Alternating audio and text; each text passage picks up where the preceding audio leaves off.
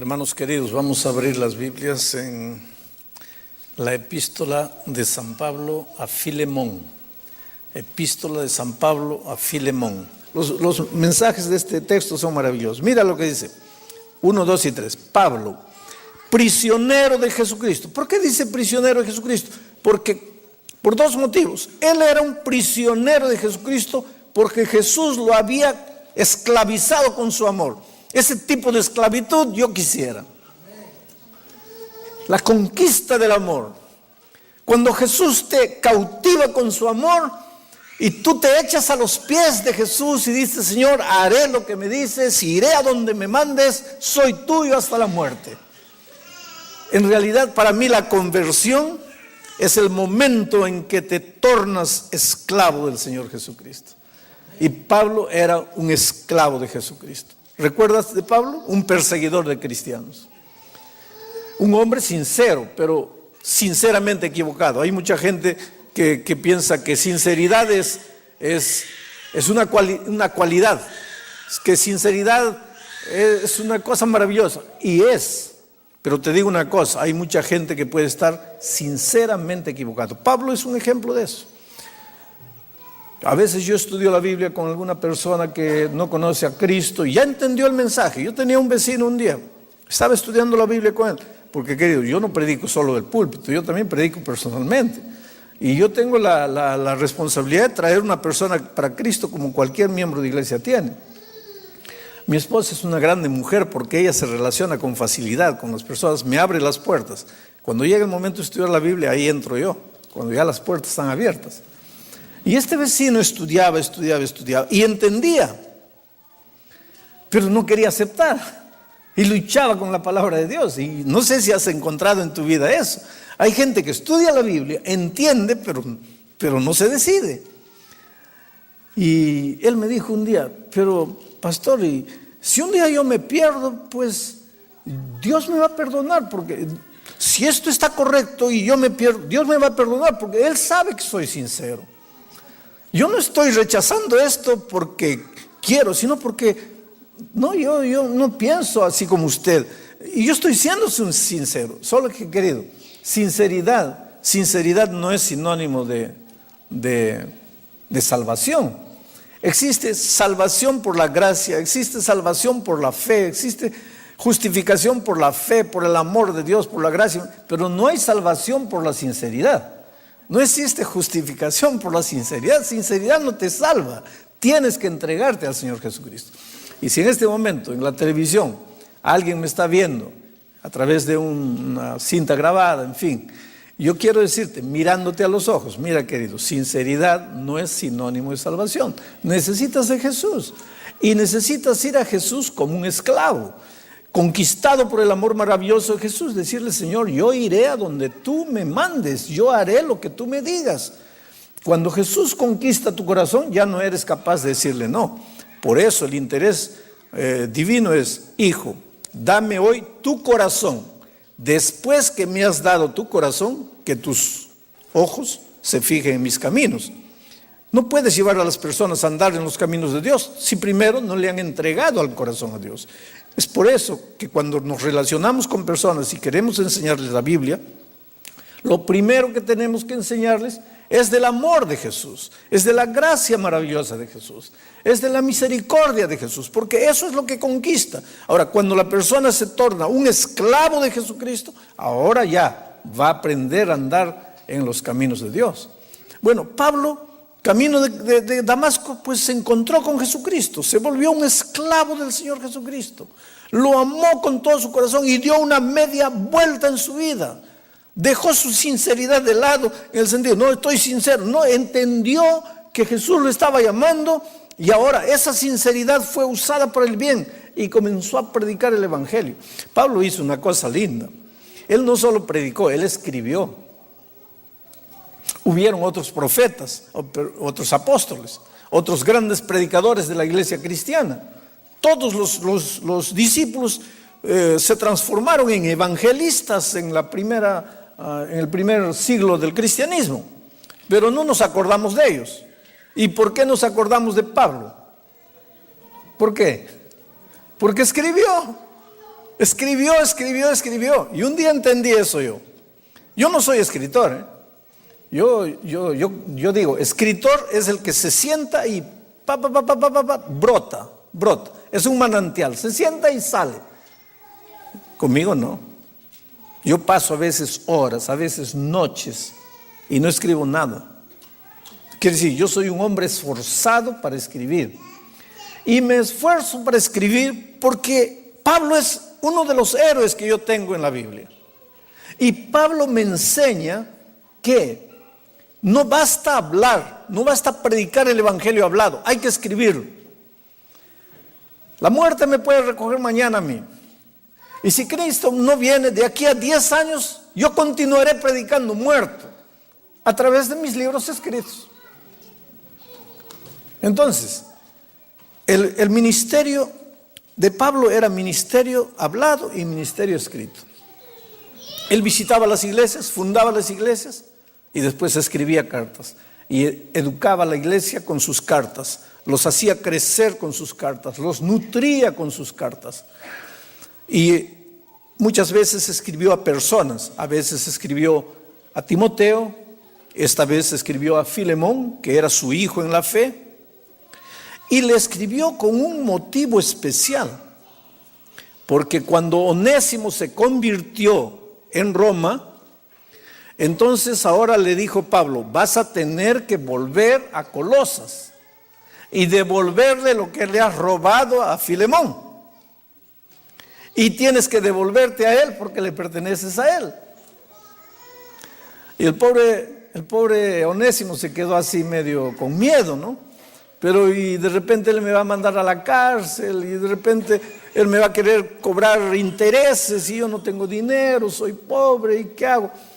Te digo una cosa, enfrentar el pasado siempre provoca miedo. Voy a repetirlo, enfrentar el pasado siempre provoca miedo. Pero no existe presente y futuro saludable si tú no arreglas el pasado. Y voy a repetir este concepto. Enfrentar el pasado provoca miedo, pero no existe presente ni futuro saludable, bonito, lleno de éxito, si tú no tienes el valor de enfrentar el pasado. Hay personas que piensan que olvidándose del pasado, dejando todo sin arreglar en el pasado y comenzando hoy está bien. No, tienes que enfrentar el pasado. Tienes que volver a Colosas y devolverte a Filemón y devolver el dinero. Y eso era difícil. Pero querido, no vale la pena querer construir un futuro cuando hay un pasado desarreglado por ahí. Yo encontré en este país una persona un día que me dice, pastor, estoy feliz, mi vida está linda, Dios me ha prosperado, Dios es maravilloso, he comenzado una nueva vida. Pero él tiene un hijo en un país de Sudamérica que él no ha reconocido. Un hijo que no conoce al padre. ¿Cómo puede él construir un futuro aquí sin volver a arreglar el pasado? ¿Tú te das cuenta? Y ese es un principio cristiano. Por eso Pablo no le dijo a Onésimo, bueno, ya estás aquí, perdonado, todo, deja ahí, olvídate de Filemón. No, le dijo, vas a volver y vas a arreglar y vas a pedir perdón y entonces vas a ser realmente feliz. Y como lo vio con miedo, le dijo Pablo, no te preocupes, yo le voy a escribir una carta a mi hijo espiritual Filemón. Y en esa carta le voy a pedir que te perdone, que te dé una segunda oportunidad, que te ayude. Entonces tú vas a llevar la carta. Tú vas, pero llevando la carta. Fue así que se escribió la carta a Filemón. Y Pablo dice, Pablo, prisionero de Jesucristo. Primero, porque él era prisionero de Jesucristo del amor. Y segundo, porque estaba prisionero en Roma. Estaba preso en la cárcel cuando escribió la carta a Filemón. Entonces, mira lo que dice, Pablo, prisionero de Jesucristo, y el hermano Timoteo, al amado Filemón, colaborador nuestro, y a la amada hermana Apia, y a Arquipo, nuestro compañero de milicia, y a la iglesia que está en tu casa. Aquí hay dos pensamientos interesantes. Primero, ¿Ven cómo se repite la expresión al amado, al amado, al amado, al amado? Amado no es nombre, amado es un adjetivo, la persona amada. Hay un pastor que se llama Amado. Y le digo, ¿y por qué te llamas Amado? Dice que mi papá estaba buscando un nombre bíblico y agarró la epístola a Juan y encontró Amado, yo deseo que seas prosperado. Y me colocó de Amado. Amado no es nombre, amado es un adjetivo, que eres amado. Amado por Dios y amado por mí. Es lo que Pablo dice. A mi amada hermana Apia, a mi amado hermano Filemón. A mí me admira, querido, cómo en la iglesia primitiva había luchas, había dificultades, pero era una iglesia que se amaba. Era una iglesia que compartía. ¿Y saben por qué era una iglesia que se amaba? El secreto está en el propio versículo. Dice, y a la iglesia que está en tu casa. Y ahora voy a entrar en un asunto importantísimo. Mire, en la casa de Filemón había una iglesia. ¿Cuántos formarían parte de esa iglesia? Para caber en una casa, no eran más de 20. Pero había una iglesia. Les voy a decir algunas cosas que los va a asustar esta noche.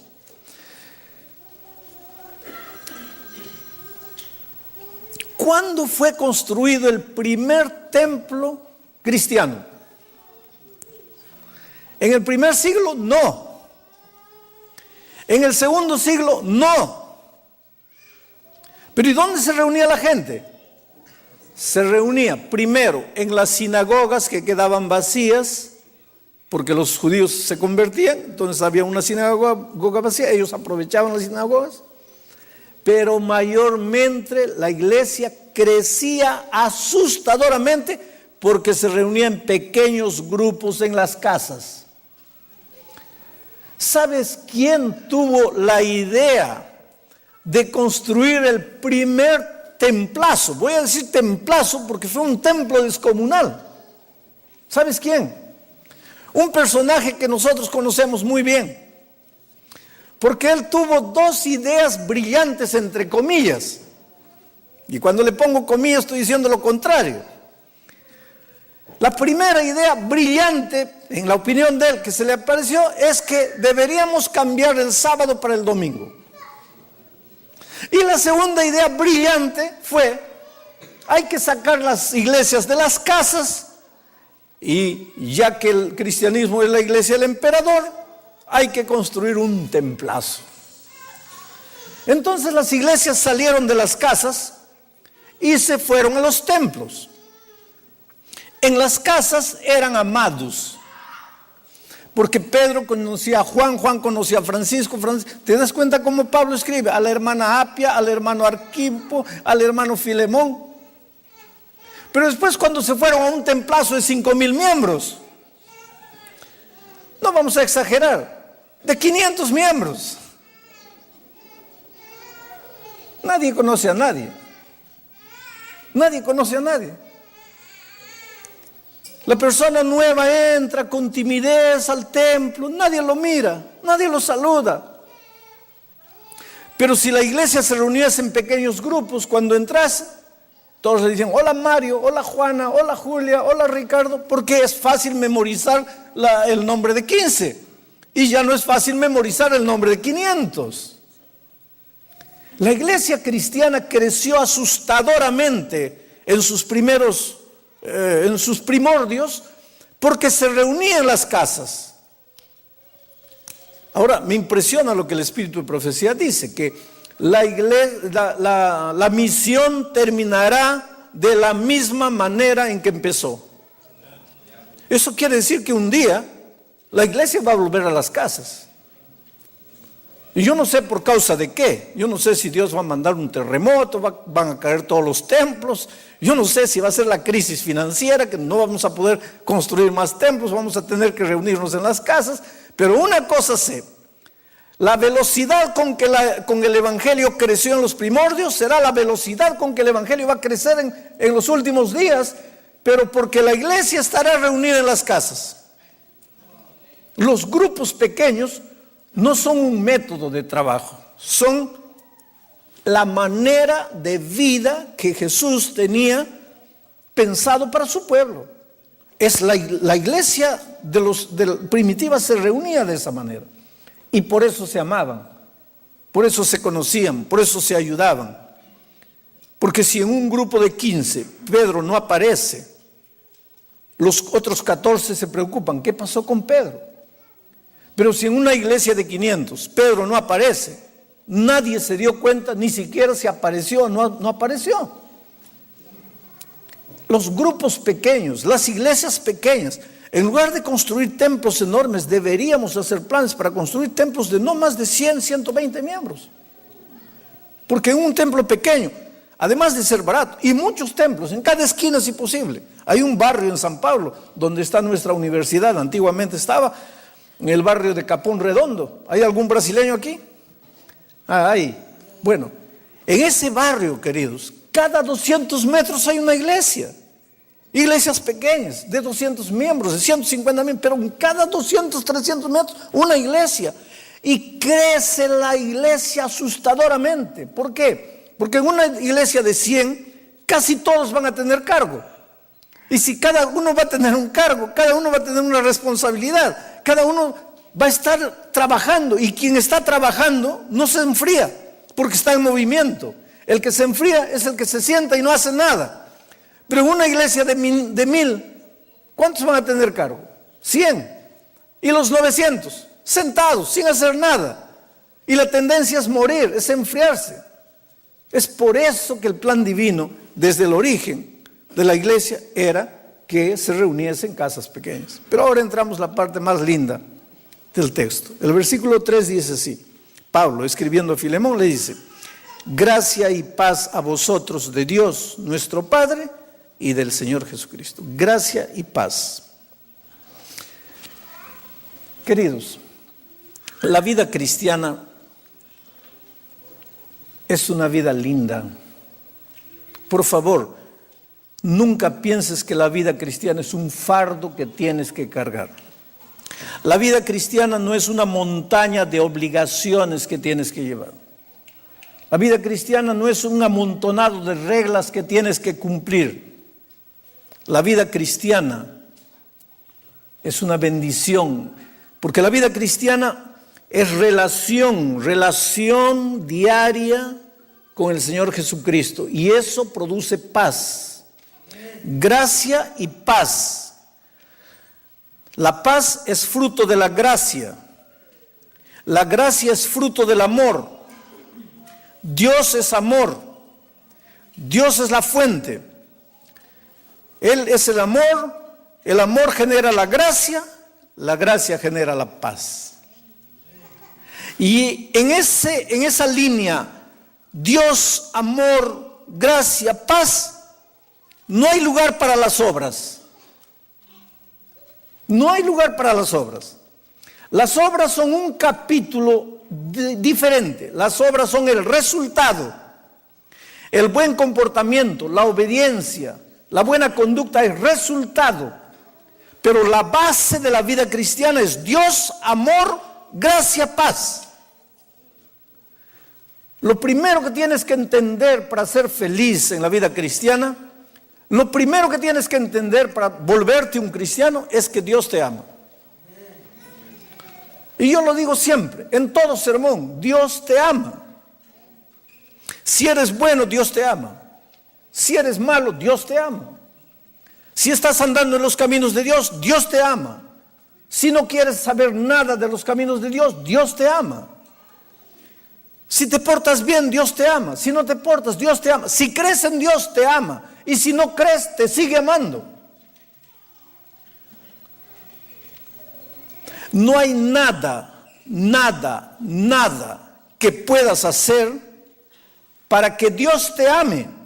Porque Dios ya te ama sin que hagas nada.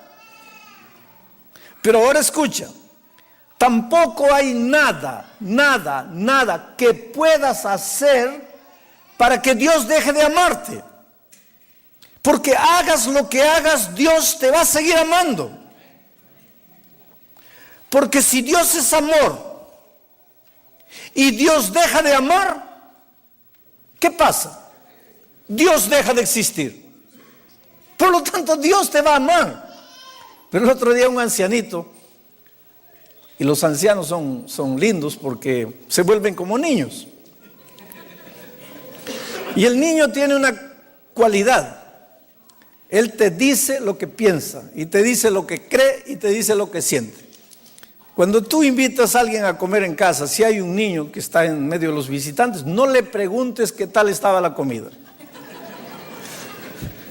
Porque te va a decir la verdad. Porque el niño cuando no le gustó, dice que no le gustó. Cuando está feo, dice que está feo. Cuando está ridículo, dice que está ridículo. Pero el grande no. Está feo, dice que está bonito. No le gustó, dice que le encantó. Y es interesante que a medida que crecemos y dejamos de ser niños, nos volvemos, pues ya aprendemos a disfrazar, ¿no? A usar las palabras, a medir. Le llamamos a eso cortesía, ¿no? Cortesía. Pero a medida que vamos envejeciendo, yo ya estoy entrando en esa edad, comenzamos a volvernos como niños. Algunos me dicen, pastor, ¿por qué se jubiló? Porque ya no me acuerdo algunas cosas como antes me acordaba. Y sí, ya está fallando mi cabeza. Y lo interesante es que cuando llegamos a una edad en que pensamos que somos indispensables, es que ya no somos más, quiere decir, ya somos dispensables. Entonces, ¿por qué? Los viejitos, pues ellos tienen la capacidad de decir lo que piensan. Y un día terminando de predicar un sermón así, vino un viejito y me dice así, pastor, usted no puede predicar eso que está predicando. ¿Qué cosa? Que Dios ama. Ama al malo, ama al bueno, ama al que quiere, ama al que no. No, eso no puede predicar. Pero hermano, esa es la verdad. No puede predicar, pastor. ¿Pero por qué no puedo?